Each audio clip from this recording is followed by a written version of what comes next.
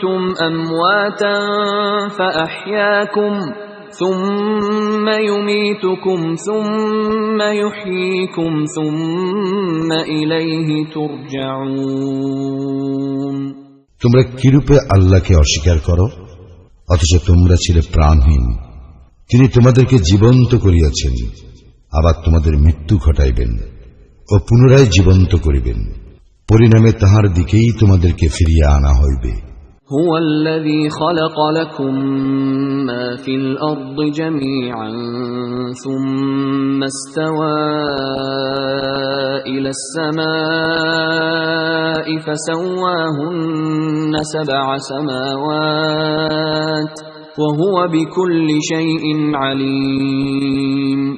তিনি পৃথিবীর সবকিছু তোমাদের জন্য সৃষ্টি করিয়াছেন, তৎপর তিনি আকাশের দিকে মনোসংযোগ করেন এবং উহাকে সপ্ত আকাশে বিন্যস্ত করেন।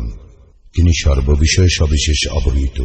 وَإِذْ قَالَ رَبُّكَ لِلْمَلَائِكَةِ إِنِّي جَاعِلٌ فِي الْأَرْضِ خَلِيفَةً قَالُوا أَتَجْعَلُ فِيهَا مَن يُفْسِدُ فِيهَا وَيَسْفِكُ الدِّمَاءَ وَنَحْنُ نُسَبِّحُ بِحَمْدِكَ وَنُقَدِّسُ لَكَ قال إني أعلم ما لا تعلمون।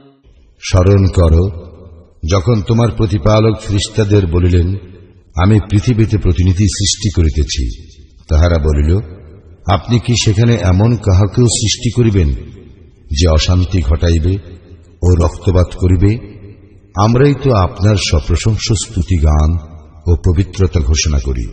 তিনি বলিলেন, নিশ্চয়ই আমি যাহা জানি তাহা তোমরা জানো না। وَعَلَّمَ آدَمَ الْأَسْمَاءَ كُلَّهَا ثُمَّ عَرَضَهُمْ عَلَى الْمَلَائِكَةِ فَقَالَ أَنبِئُونِي بِأَسْمَاءِ